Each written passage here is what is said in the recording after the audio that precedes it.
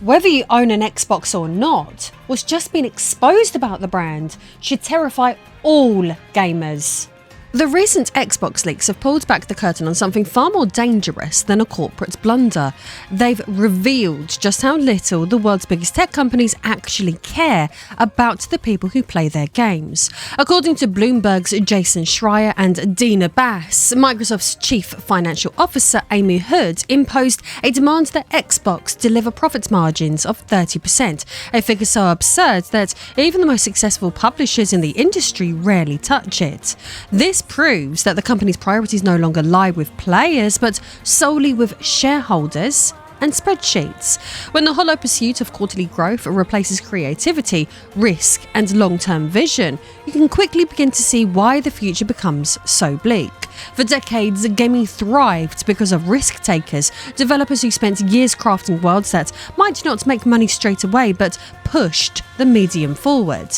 Yet Microsoft's leaked goals should make it clear the era is over. What's worse though is that when a corporation this powerful decides that imagination is expendable, the consequences reach everyone. Studios stop experimenting, creativity is punished, and audiences are trained to accept less, fewer surprises, fewer risks, fewer flashes of genuine vision.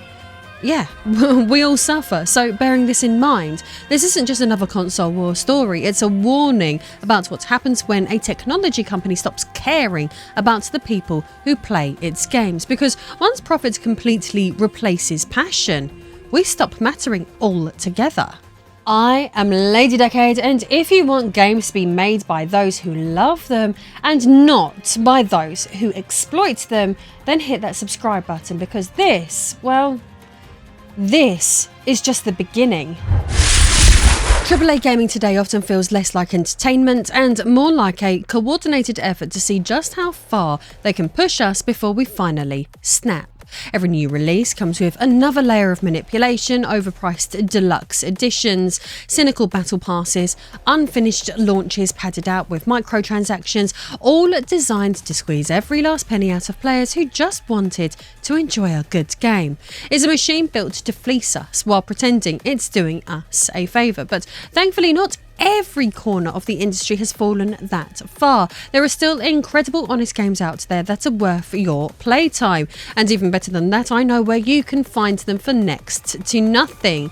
Use my links below to save huge money on Final Fantasy Tactics: The Ivalice Chronicles, 42% off Silent Hill F, 39% off Stellar Blade, and massive savings on thousands more. Because if the AAA world insists on treating us like wallets with thumbs, we may as well play smart and beat them at their own game. Happy shopping, and I hope that you enjoy the rest of this video.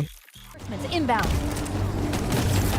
The current philosophy at Xbox didn't appear overnight. It was seeded years before these leaks ever saw daylight. Back in 2021, according to The Information, Microsoft CEO Satya Nadella was handed a brutal ultimatum: either expand Xbox dramatically or start winding it down. Game Pass wasn't pulling in the third-party support the company had banked on, profits were lagging, and internally the division's future looked uncertain. Xbox, the brand that once promised to jump in and redefine gaming, was quietly fighting for survival. But instead of addressing the root problems, the creative stagnation, the identity crisis, the bloated infrastructure, Nadella chose the coward's route. He didn't rebuild Xbox, he bought it. Within a year, Microsoft threw $7.5 billion at ZeniMax, and by 2023, an eye-watering $75.4 billion at Activision Blizzard, the biggest gaming acquisition in history. Not necessarily because any of this solved anything, but because it looked like action. And right on cue, Amy Hood, Microsoft's chief financial officer since 2013, swooped in to ensure the numbers would match the narrative. As Bloomberg later exposed, Hood imposed a so-called accountability margin of 30%, corporate jargon for predatorily squeezing every drop of profit possible, regardless of creative costs. The timing was no coincidence. The ink on the Activision deal was barely dry, and Microsoft was desperate to prove that its $75 billion gamble could hit the same obscene margins Activision once enjoyed. Overnight, Xbox stopped being a long-term creative investment and became a corporate asset expected to behave like an aging software division, churning out predictable, profitable, risk-free products every quarter. The message from the top couldn't have been clearer. Passion doesn't pay. Innovation doesn't matter. And gamers exist solely to make the shareholders smile. The problem was simple. The numbers wanted were never possible. According to the S&P Global Market Intelligence, the average operating margin across major publishers and platform holders sits between 17 and 22%. And even that was artificially inflated by the pandemic boom. Nintendo, arguably the gold standard of profitability in gaming, only manages around 25% thanks to a rare advantage. It sells hardware at a profit and relies on timeless first-party juggernauts like Mario, Zelda and Pokemon. Sony's PlayStation division, despite dominating the industry for years, typically operates on razor-thin 6 to 8% margins, with court filings from 2022 showing Xbox sitting somewhere between 10 and 20%. Perfectly healthy for a growing platform still investing in its future. Bloomberg's Neil Barber put it plainly. A 30% margin or higher is usually reserved for a publisher that is really nailing it. And that's exactly the point. Publishers don't have to carry the immense financial burden that platform holders do. They don't subsidize consoles, maintain massive online infrastructures, or bankroll unprofitable passion projects just to make their ecosystem appealing. They sell digital products, low risk, high reward. So when Microsoft demanded publisher-level profits from a platform-level business, it didn't just move the goalposts. It set the pitch on fire. From that moment on, Xbox was trapped chasing an impossible fantasy, one where the maths simply didn't work. The result was inevitable: layoffs, studio closures, and creative projects axed before they even left the ground, all in the service of a spreadsheet fantasy dreamed up by people who don't even play games. Microsoft effectively broke the machine that made Xbox viable. It's like demanding a car manufacturer produce the same margins as an app developer, a delusional metric born of corporate greed. And because the numbers could never add up, the only thing left to cut was everything that made Xbox human: its creativity, its risks, and its soul. And honestly, if all of this continues to go wrong, Xbox wouldn't even be the first American giant to crash out of the console market. Over on my new retro gaming channel, Lady Arcade, I recently looked back at the Atari Jaguar, a console that promised to be the future but ended up as one of gaming's most fascinating failures. There's something oddly comforting about revisiting that era where the biggest problem we had was whether 64-bit really meant anything. It's a reminder of when gaming still felt experimental, chaotic and full of personality, not the focus-grouped corporate slop that we're drowning in today. So if you need a break from all this modern industry doom and gloom, go check out that video and lose yourself in a time when even our disasters had a bit of charm. The obscene $75 billion acquisition of Activision Blizzard exposed just how delusional the company's leadership had become. On paper, it all looked so wonderfully simple. If Activision could pull off the 30 to 32% profit margins, surely Xbox could too once they joined forces. It was a kind of empty corporate optimism that sounds clever in the boardroom but collapses under even a moment's scrutiny. Activision's success was never built on creativity. It was built on exploitation and repetition. The company made its billions by churning out the same few franchises over and over and over. Call of Duty, World of Warcraft and Candy Crush, until they became industrial machines. Every new Call of Duty was the same recycled formula with a new coat of paint, released annually to guarantee another wave of pre-orders and microtransactions. Essentially, Activision at purchase was not a creative powerhouse, but a content factory engineered to drain wallets. After the acquisition, the fallout was as brutal as it was predictable. Tango Gameworks shuttered despite Hi-Fi Rush being one of Xbox's few universally praised hits. Arcane Austin closed after Redfall stumbled. The initiative dissolved and took the Perfect Dark reboot with it. And those are just the names that we know. Behind the scenes, countless smaller projects were binned before they even saw daylight, not because they were bad, but because they wouldn't make money fast enough. And in trying to mimic Activision's margins, Microsoft adopted Activision's mentality: safety over imagination, profit over passion, conformity over creativity. That same obsession with unsustainable growth led straight into Microsoft's proudest experiment, Game Pass. When it first launched, it was sold as the Netflix of gaming, a revolutionary way to make hundreds of titles instantly accessible for a modest monthly fee.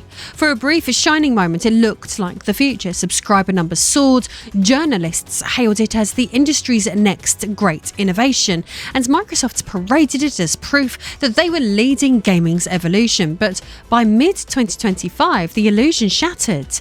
Game Pass flatlined at around 35 to 37 million users, a far cry from the ludicrous 110 million target set for 2030, with growth slowing to a pitiful trickle of barely a million new sign-ups in 18 months. And instead of asking why the momentum had died, Microsoft did what bloated corporations always do.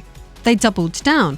Prices for Game Pass Ultimate surged by 50% to an eye-watering £29.99 a month, while former exclusives like Halo, Gears of War and Forza Horizon 5 began quietly appearing on PlayStation in a desperate attempt to plug the financial hole. The warning signs had been there for years. Rafael Colantonio, founder of Arcane Studios, called Game Pass an unsustainable model that has been increasingly damaging the industry for a decade. And he was right. Microsoft's so-called infinite money had only ever postponed the inevitable reckoning. Larian's publishing director, Michael Dowse, warned of the inevitable, that the endless flow of Microsoft spending couldn't last forever, and when it finally stopped, the entire illusion would collapse. And now, that moment has arrived. Once Amy Hood's 30% profit demand kicked in, the subsidies that made Game Pass viable vanished overnight. Publishers realised that day one releases were gutting full-price sales. Indie developers, already hanging in by a thread, could no longer afford the discounted payouts. What was once pitched as a democratization of gaming became a trap, a system that devoured creativity to appease shareholders. Microsoft's greatest innovation became its biggest liability, all because executives refused to accept that art cannot be squeezed into a quarterly spreadsheet. And if you want proof of where their priorities truly lie, look no further than one number: $80 billion. That's how much Microsoft spent on AI infrastructure in 2025 alone, the same year they laid off over 15,000 employees, including hundreds of developers from Xbox's most celebrated studios. Not because of financial losses, but because, according to Bloomberg and the Seattle Times, the company was realigning. Corporate doublespeak for funneling salaries into server farms. It's poetic in the most grotesque way imaginable. Billions are being poured into cold humming data centers, warehouses filled with machines designed to replace the very artists, coders and storytellers who once gave Microsoft its soul. While the people who built worlds for players are being cast aside as inefficiencies, the future of the company is now being written by algorithms. The human heart of gaming is being traded for circuitry, and the message from Microsoft could not be clearer. Creativity isn't profitable, and passion isn't scalable.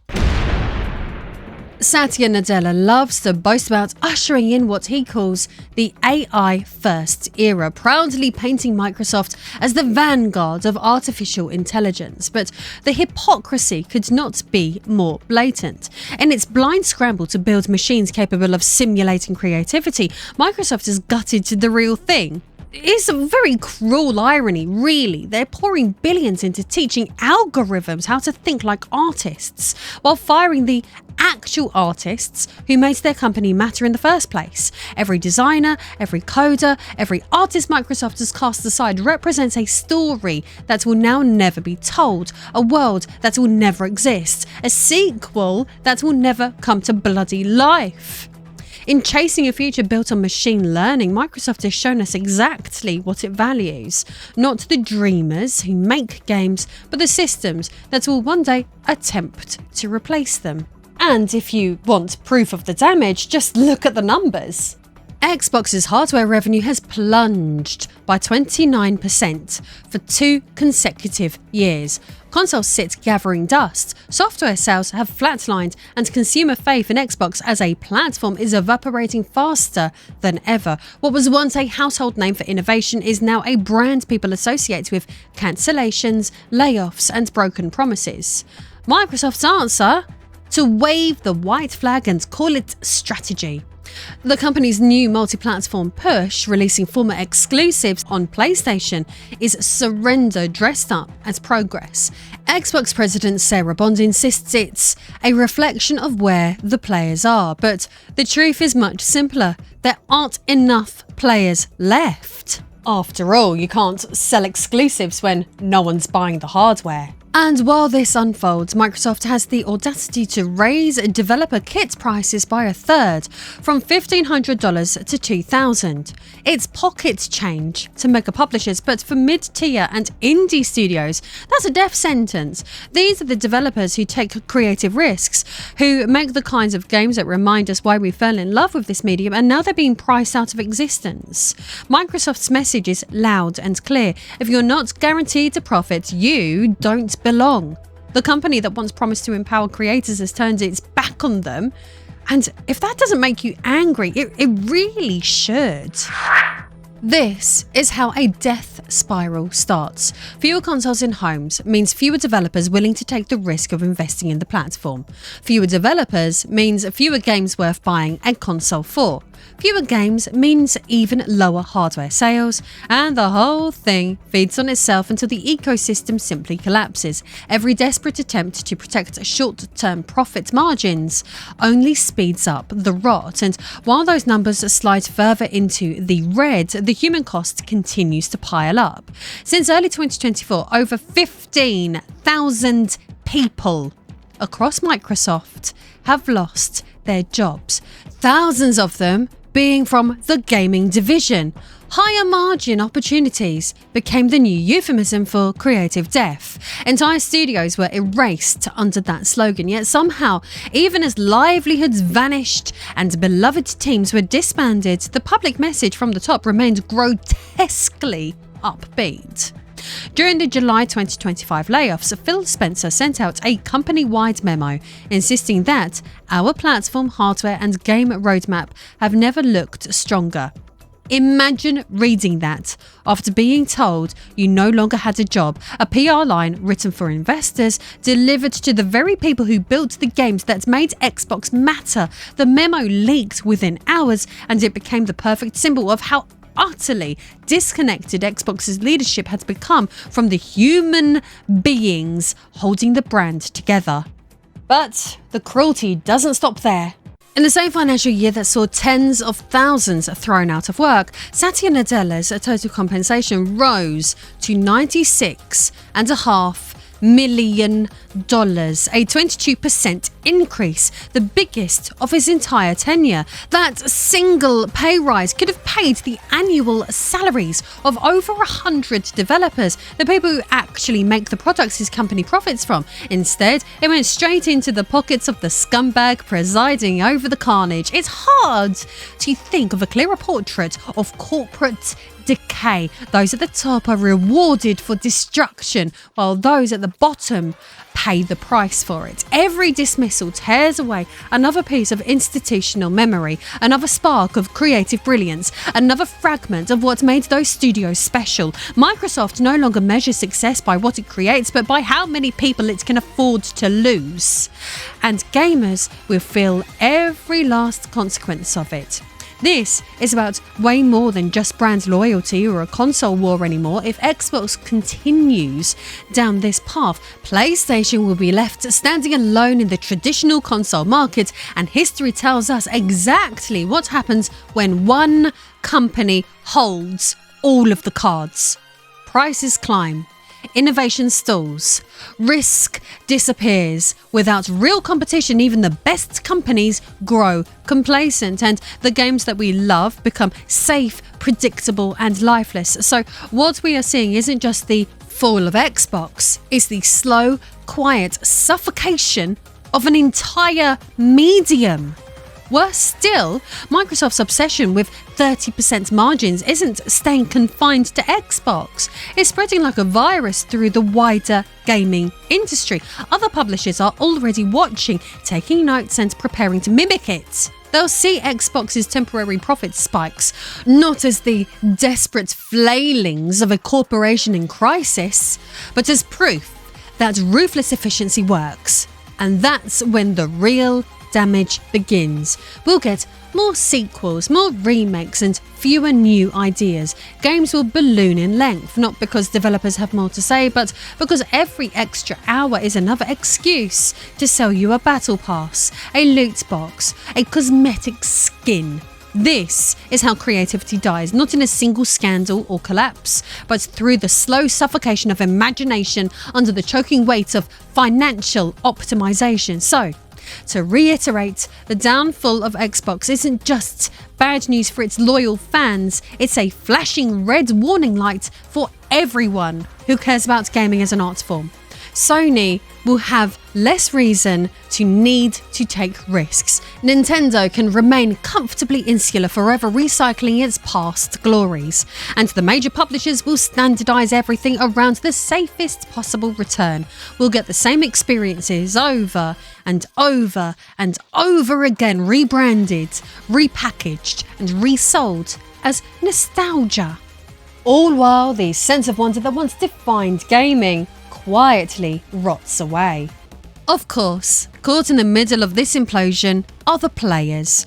Gamers will pay more for less. More for digital licenses that can disappear at the flick of a switch. More for live service husks designed to extract rather than entertain. And more for experiences that they'll never truly own. Ownership itself is dying, replaced by a rented reality that can be revoked the moment it stops being profitable. But the most dangerous consequence of all of this is normalization. Microsoft's financial experiment is creating a new industry expectation, one that should never exist in a creative field. Developers now have less freedom. Players now get fewer risks. Everyone is losing its presence except the shareholders. It's a structural rot, devaluing everything from the people who make games to the people who love them. And yet, somehow, they still dare to call it progress, consolidation, AI-driven efficiency, subscription ecosystems. Dress it up however you like, it's still the same hollow pursuit. Xbox was once a symbol of boldness, of competition, of daring to challenge the status quo, and now it's a corporate experiment in how far a company can exploit its own audience before they finally walk away. And if this twisted model temporarily works, the rest of the industry could follow it straight into the abyss.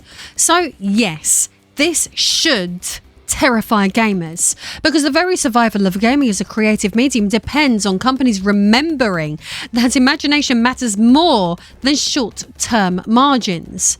On the positive side, though, we do actually have far more power than we realise.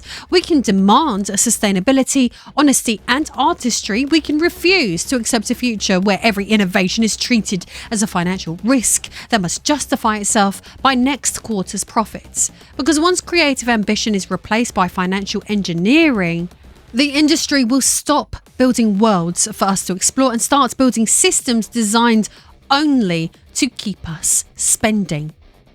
And that, as customers, is in none of our interests. The Xbox leaks don't just expose a floundering console, they expose a company that's forgotten what makes games valuable in the first place. The 30% profit mandate, the mass layoffs, the studio closures, the AI obsession, they're all symptoms of the same sickness. A corporate culture that sees art as a liability and creativity as an expense to be managed. And make no mistake, this isn't just an Xbox problem, it's a warning to everyone, because if Microsoft, one of the richest, most powerful companies on earth, can convince itself that creativity must turn a profit within the exact same quarter it's created, then no developer, no publisher, no platform is safe from that logic. If others follow, gaming won't implode, it'll erode. None of this was inevitable. Gaming has always lived at the crossroads of art and commerce, but it thrived where imagination came first and profit followed. What these leaks reveal isn't just greed, it's amnesia. The industry forgot the one truth that built it. The greatest currency gaming ever had was passion. Once profit margins matter more than player satisfaction, there simply won't be any players left to play their games. Don't forget that. I know where you can find some of the best releases for next to nothing. Use my links below to save huge money on Final Fantasy Tactics, The Ivalice Chronicles, 42% off Silent Hill F, 39% off Stellar Blade, and massive savings on thousands more. Because if the AAA world insists on treating us like wallets with thumbs, we may as well play smart and beat them at their own game. Each purchase goes towards supporting this channel, or if you really love what I do, access my behind the scenes cosplay library and more by becoming a backer over on Patreon. I'll see you all again very soon.